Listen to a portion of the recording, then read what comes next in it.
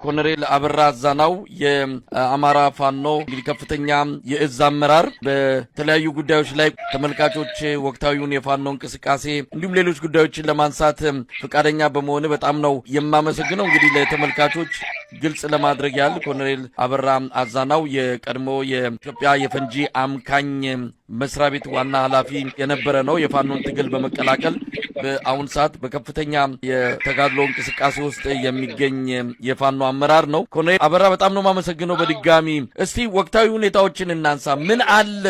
የተጋድሎ እንቅስቃሴዎች ይደረጋሉ በየዕለቱ።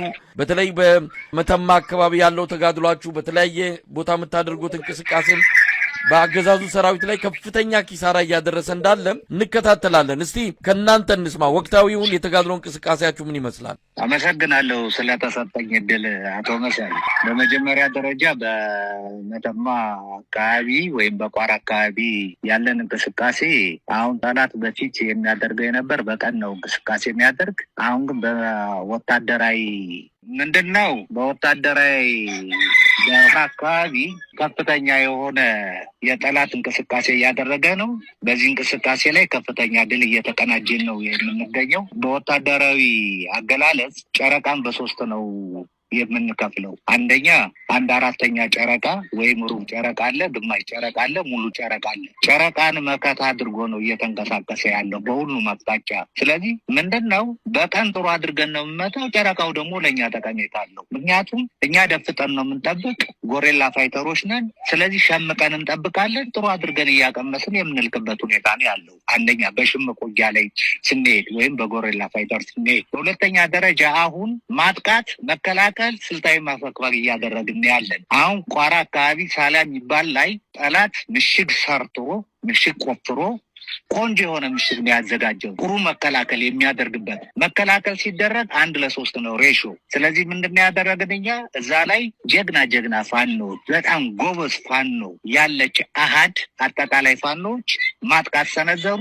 በቦምብ ብቻ ነው ያንን አካባቢ ሙሉ ለሙሉ ተቆጣጥረን በጠላት ላይ ከፍተኛ የሆነ ድል ተቀናጀን። ከዛ በኋላ ጠላት ዱባባና ደለጎ የሚባል አካባቢ ነው ሸሽቶ እንዲሄድ ያደረግነው።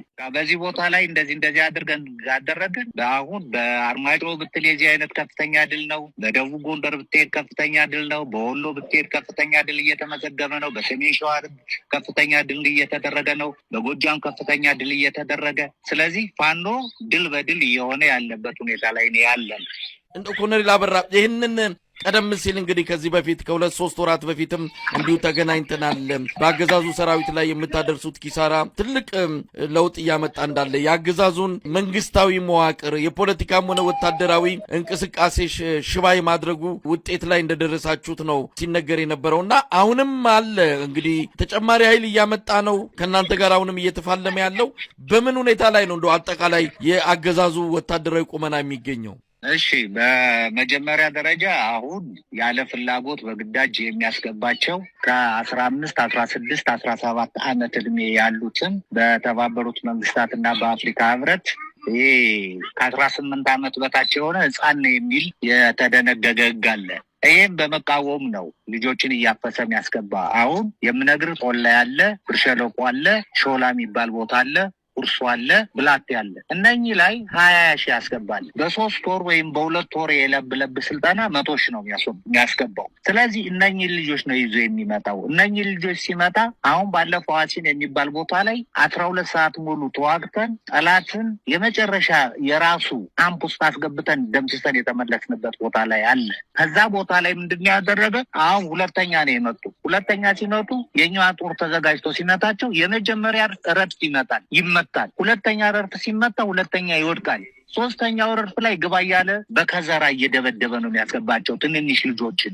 ስለዚህ በጣም የሚያሳዝን ውጊያ ነው እያደረገ ያለ። በሰው ኃይል ብዛት ይይዛል የሚል አስተሳሰብ ነው ያለ።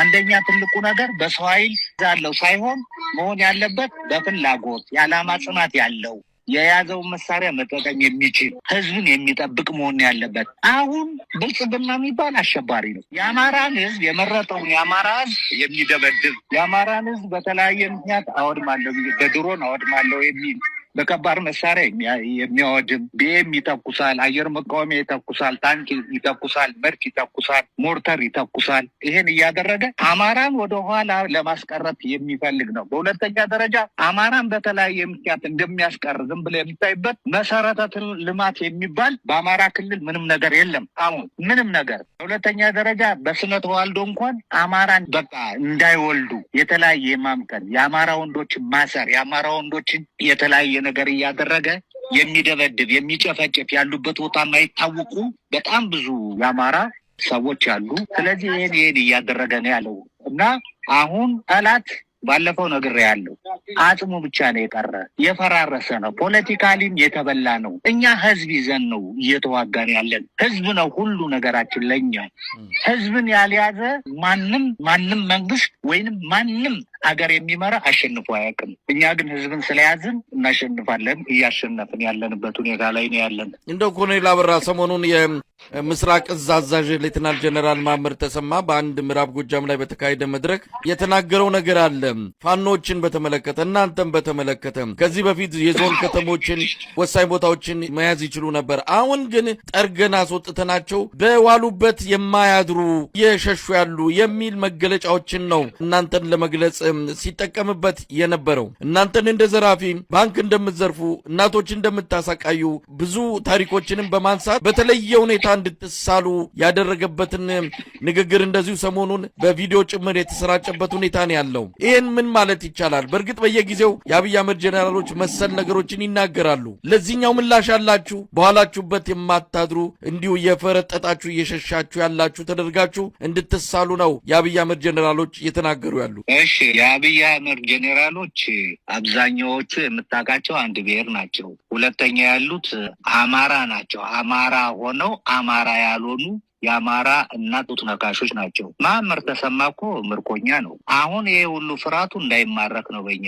ስጋት ነው። በሁለተኛ ደረጃ አባረርናቸው፣ አሳደርናቸው፣ እንዲያልናቸው የሚል አሁን እሱ ስብሰባ ሰብስቦ ሲወጣ እኮ የጎጃም ፋኖ ሞርተርና ድሽቃ ተኩሶ እሱን ሊያስቀሩ ሲሉ ነው ሮጦ ያመለረ። በሪፐብሊካን ጋር ታጅቦ በ20 በ30 ሰው ታጅቦ ስለሄደ ነው። ነጻነትን ነገር ኖሮት ነው። እኛ እየተሸነፍን አይደለም፣ እያሸነፍን ነው። ለፕሮፓጋንዳ በቃ ለፕሮፓጋንዳ አልተሸነፈን ብልጽግና ለማለት የሚያደርገው ነገር ነው። በሁለተኛ ደረጃ አሁን አጠቃላይ የብልጽግና ጄኔራል የምትለው በአማራ ክልል የተለያየ ቦታ ላይ ስብሰባ ያደርጋል። ነገር ግን ጣዩ መጽሐፍ የነበረው ወታደር ከማንኛውም የፖለቲካ ድርጅት አባል ነፃ ነው የሚለው። እነሱ ግን ነፃ አይደሉም፣ ውሸት ነው። የብልጽግና ተላላኪ ናቸው። የብልጽግና ስራ አስፈጻሚ ናቸው። ሚሊተሪ ልብስ ለበሱ እንጂ የካቢኔ አባል ናቸው። ስለዚህ እስካሳና ፕሮፓጋንዳ ነው የሚያደርግ። ምንም ነገር ማነው የክልል ፕሬዚዳንት የሚባለው የተናገረውን ነገር ሰምቻለሁ። እነኚህ ኩበቶች ነው ያለ።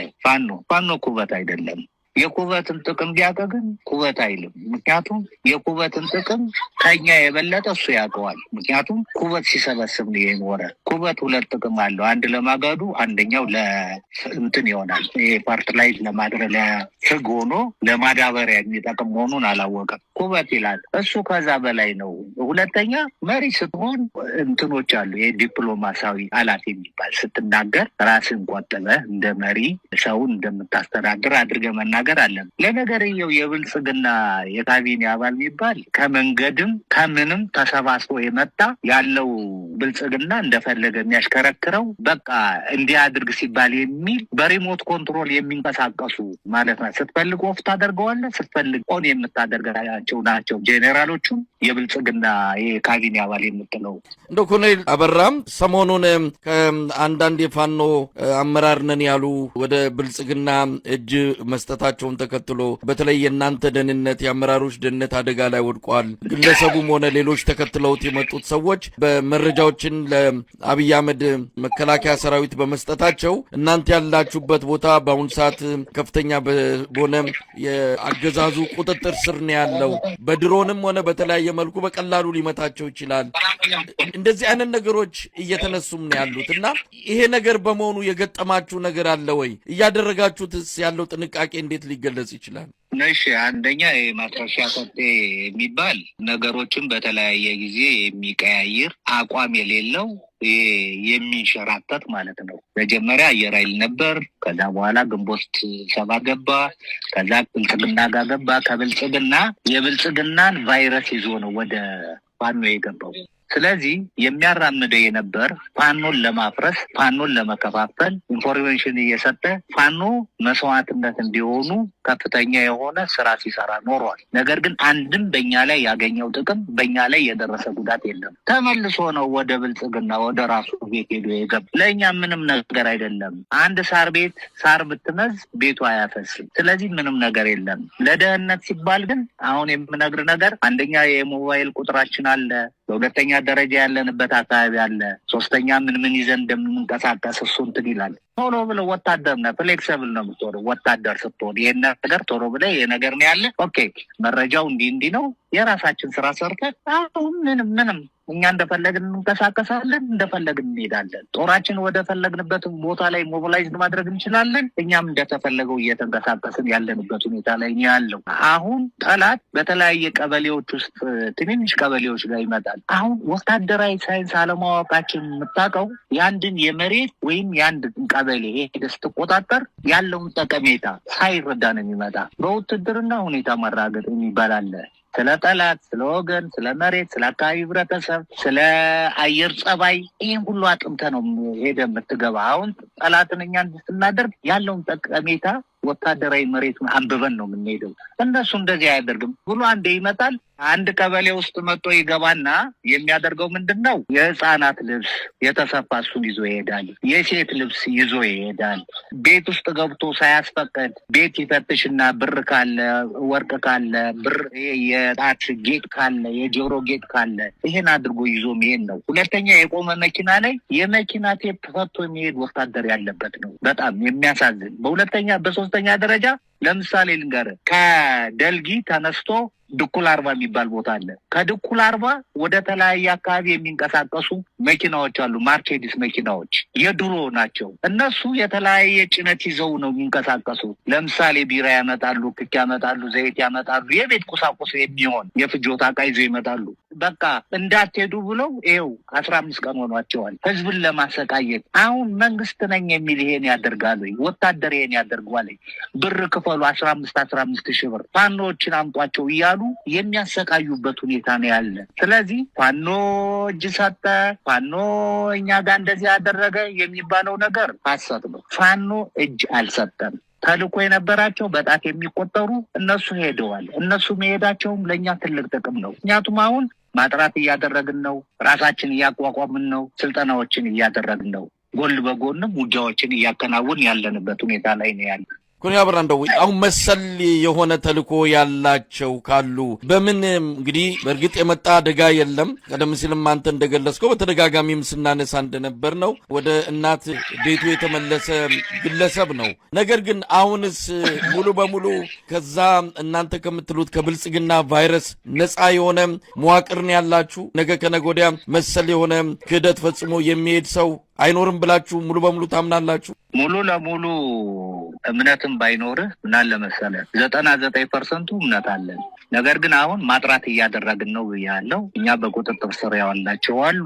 ማጥራታችን እንቀጥላለን። ግምገማዎችን በየጊዜው እናከናውናለን። ስልጠናዎችን እናከናውናለን። የማደራጀት ስራዎችን እናደርጋለን። ስለዚህ አሁን ጥሩ የሆነ ሁኔታ ላይ ነው ያለን ነው የምለው። እንግዲህ ይህንን በተመለከተ ብዙ ስለተባለ ዳግም ለማንሳት አይደለም። ነገር ግን የፋኖ ትግል መዳከሙን ከዚህም ባሻገር ደግሞ ከሌሎች ኃይሎች ጋር እየሰራ በመሆኑ ህዝብ እንዲተፋው የፋኖን እንቅስቃሴ በተለይም የአማራ ጠላቶች ናቸው ብለው የሚገልጿቸው አሉ፣ ከነሱ ጋር እየሰራ ነው በሚልም በአንዳንድ ሰዎች ላይ ጥርጣሬን በፋኖ ትግል ላይ እንደዚሁ ጥያቄ እንዲያነሱ መደረጉ አልቀረምና ይህንንስ ጉዳይ እንዴት ታዩታላችሁ? ለሌሎች አመራሮችም መሰል ጥያቄ አቅርቤ ነበርና በአንተ በኩልስ ይህንን ጉዳይ እንዴት ታየዋለህ?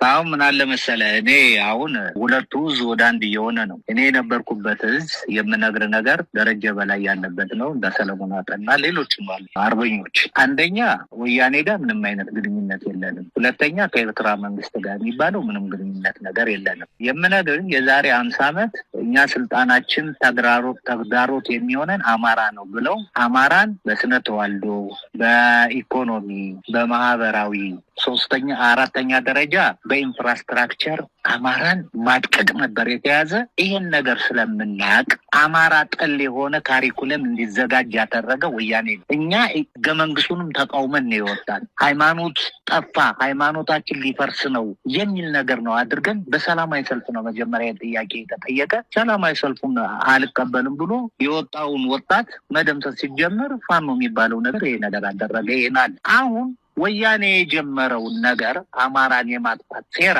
አሁንም አብይ አህመድ በዛን የቀጠለ በባሰ መልኩ። ስለዚህ አማራን የሚያጠፋ በሁለተኛ ደረጃ የማንነትና የድንበር ጥያቄ አለ የአማራ። ይሄ ነገር ሳይመለስ ይሄ የህዝብ ጥያቄ ነው። እንዴት ሁመራንን ወልቃይትንና ወሎን እንዴት አሳልፈን እንሰጣለን? አይሆንም ብለን ለዛ ነገር ወጥተን አሁን እሺ አንልም። የማይሆን ነገር ነው፣ አንደራደርም። ለኤርትራ ህዝብ እኮ ማንም በኢትዮጵያ ውስጥ ያለ ብሔር አማራ ነው ብለው ነው ያሰነዘቧቸው። የሆነ ነገር ሲኖር ገዢ አማራ ነው፣ ጡት ቆራጭ አማራ ነው፣ በዝባዥ አማራ ነው፣ እኛን እስከዛሬ በጦርነት እንትን ያደረገን አማራ ነው። በቃ ስለማ አማራ መጥፎ ጥላቻ እንዲሆን ያደረገ ወያኔ ነው። እንዴት ወያኔ ጋር አብረን እንሰራለን? በጭራሽ የምነግር ከወያኔ ጋር አንድም አይነት ስምምነት አንድም ነገር የለም። ነገር ግን የምነግርህ ይሄ ሌሎች የሚደራደሩት ነገር ሊሆን ይችላል። ሁመራ፣ ወሎ ይሄ የህዝብ ጥያቄ ነው። ህዝብ ነው የሚመልሰው። እኛ ከነሱ ጋር ትብብር ልታደርግ የምትችለው ሜቢ የነኚህ ነገሮች እንዳሉ ለአማራ ተመልሰው የጠላት ወዳጄ ነው የሚለውን ነገር ይዘ ለውጊያ ብቻ ለማድረግ ከሆነ ይሄ ሊሆን ይችላል የሚል ነው የኔ ሀሳቤ እንጂ ሌላው የሚያወራው ወሬ ያው ወሬ ነው፣ ፕሮፓጋንዳ ነው፣ ያልሆነ ነገር ነው እየተደረገ ያለ። ኮሎኔል አበራም ሌላው እናንተ ያው ቀደም ሲልም ከዚህ በፊት አጽሙ ብቻ ነው የቀረው አገዛዙ ሰራዊቱ አልቆለታል ተበታትኗል የሚልም ነገር ባንተም በሌሎችም አመራሮች ይገለጻል። ግን እስከዛሬም ዋና የሚባሉ አካባቢዎችን በቁጥጥር ስር አላደረጋችሁም። አገዛዙም አማራ ክልል በቁጥጥሩ ስር እንዳለ በተለያየ መልኩ ልማቱንም እየሰራው ነው እያለም በሌሎች መገለጫዎችም ክልሉን መቆጣጠሩን እናንተ እንደሌላችሁ የሚያሳዩ ብዙ መድረኮችን ከፍቶ ያስተላልፋል። ህዝብንም በዚህ ደረጃ በከፍተኛ ማሳመን እንቅስቃሴ ውስጥ ነው ያለው። እውነት እንደ እነሱ እንደሚሉት እናንተም እስካሁን ገፋ ብላችሁ ያልመጣችሁበትንም በማየት እንቅስቃሴያችሁ የሆነ ቦታ የቆመ ወደፊት መግፋት ያልቻለ በአንዳንድ ራቅ ባሉ አካባቢዎች ብቻ ተገድባችሁ የቀራችሁ ተደርጎ እንዲታይ ቢደረግ ምን ስህተት አለው? ምክንያቱም ጎንደር ላይ እንደፈለጉ እየፈነጩ ነው፣ ባህር ዳር ላይ እንደፈለጉ እየሆኑ ነው። ስለዚህ የእናንተ የት ነው ያላችሁት ብሎ ገለልተኛ ሆኖ የሚጠይቅ ሰው ምን ምላሽ ያገኛል? አሁን ለምሳሌ እንፍራንዝ አካባቢ ነበርኩ። እንፍራንዝ ማለት ከጎንደር ወደ ቀዳም ነበርኩ። ከጎንደር 50-40 ኪሎ ሜትር ርቀት ላይ ነው የነበርን። የቆላ ድባም ነበርን 30 ኪሎ ሜትር። እዛ መሄድ ጠፍቶን አይደለም። አንደኛ አሁን የያዘን ነገር እየተቆጣጠርን ያለው አብዛኛውን የቀበሌዎች በእኛ ቁጥጥር ስር ናቸው። እነሱ ለምሳሌ ይሄ ዋና ከተማ ላይ ነው ያሉት። ወደዛ ለመግባት ደግሞ የራሳችን ስራ መስራት አለብን። ያ ስራ ምንድን ነው? አሁን ጎንደር በተለይ አንድ ስላልሆንን ነው። አሁን አንድነት ስራ እየተሰራ ነው። በወታደራዊ ነገር ላይ ተስማምተን ጨርሰናል። ሁለቱ ድርጅቶችን አሁን ጥሩ ደረጃ ላይ ደርሰዋል። አሁን ቅርብ ጊዜ ጥሩ ብስራት ያሰቡናል የሚል ሁኔታ ላይ ነው ያለን። ያን አንድ ስንሆን ጠላት ይህን ያህል ጊዜ የሚኖርበት ነገር አይኖርም። ምክንያቱም የጠላት የመዋጋት አቅም 0 ነው የምነግርህ። ምክንያቱም መሬት ላይ ያለውን ሁኔታ ነው ስለማይ መሬት ላይ ያለው ተጨባጭ ሁኔታ ስለምናቅ ነው። የመዋጋት አቅም የላቸውም። ካቢኔውም የፈረሰ ነው። አሁን በተወሰነ ጊዜ እች ነገር በስራ ልክ ወደፊት ስንንቀሳቀስ ሁሉም ነገር በቶሎ የሚጠናቀቅበት ሁኔታ ላይ ነው ያለ እና የሚሉ ነገር ትክክል ነው። እስካሁን ድረስ አንድ ስላልሆንን፣ በተለይ ጎንደር አንድ ስላልሆንን፣ ሁሉም በራሱ ላይ ውጊያ ስለሚያከናውን አሁን አንድ ከሆንን ግን በሁሉም አቅጣጫ ላይ ባንዴ ውጊያ ስትከፍት ያው ጠላት መግቢያ መውጫ ነው የሚያጣው።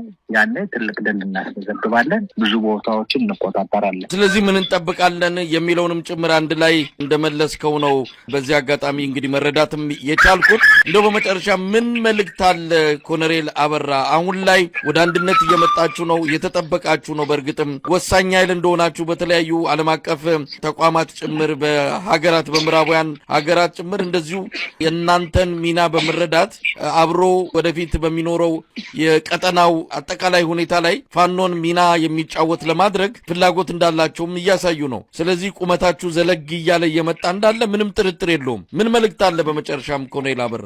አሁን የምለው ህዝባችን ሁለቱ ድርጅቶች አንድ ሆነው ያው የድል ብስራት በቅርብ ጊዜ ያሰሙናል። ያኔ ሲያሰሙን ውጭ ያለው ዲያስፖራም ሀገር ውስጥ ያለው ሁሉም የፋኖ ደጋፊ ብሔር ብሔረሰቦች በሀሳብ በጉልበት በገንዘብ ከኛ ጎን እንዲቆሙ ይሄ ቲክቶከር ይሄ ዩቲዩበር የኛን አንድነት እንዲያራግቡ ነው ይሄን ነገር የምናገረው። በሌላ ነገር የምነግርህ ግን አሁን የሆኑ ሰዎች ይላሉ ፈንጂ ትልቅ ጥቅም አለው፣ በትንሽ ነገር ብዙ መስዋዕትነት ማግኘት ወይም ድል ማግኘት ትችላላችሁ። ለምንድን ነው በእንደዚህ ማትጠቀሙ? ለምንም ትሞን ከአንተ የፈንጂ ማምከን ዋና ኃላፊ ነህ፣ የፈንጂ ኤክስፐርት ነህ፣ ብቸኛ ሙያተኛ ነህ በኢትዮጵያ። ለምን ይሄን አታደርግም? ከዚህ በፊት ተጠቅመሃል የሚል ነው። እውነታቸውን ነው። ከዚህ በፊት 5-6 ቦታ ላይ ሞክረናል። ጥሩ ውጤታማ ነው የሆንን። ነገር ግን አሁን የምነግርህ እኛ አንቲ ታንክና አንቲ ፐርሰናል አንቲ ቬይክል ፋብሪኬት ከተደረጉ ነገሮች አይደለም ያገኘን፣ የራሳችን ሞዲፋይ አድርገን ነው። ባለፈው ነገር ያለው ኢኦዲ እና ኢኦዲ ኢምፕሮቫይዝድ ኤክስፕሎሲቭ ዲቫይስ እና ኤክስፕሎሲቭ ኦርዲናንስ ከሚል ተተኩሶ ያልፈነዳ የከባድ መሳሪያ ሼል አለ። በዛ አማካኝነት እየተጠቀምን ነው አሁን ጥሩ ውጤት እያደረግን ያለን። አሁንም ከእለት ወደ እለት ምን እያደረግን ነው? ስራችን እያበለጸግን አሁን ጥሩ ደረጃ ላይ ደርሰናል። በዛ እንጠቀማለን። በቅርብ ጊዜ አንድ ሆነን ጠላትን የምንደመስስበት ጊዜ ሩቅ አይሆንም የሚል የኔ ሀሳቤ። በጣም ነው የማመሰግነው ኮሎኔል አበራ ዛና የአማራ ፋኖ ከፍተኛ አመራር እንደዚሁም የቀድሞ የኢትዮጵያ የፈንጂ አምካኝ መስሪያ ቤት ኃላፊ ለነበረን ቆይታ ከልብ ነው የማመሰግነው። እኔም በጣም አመሰግናለሁ።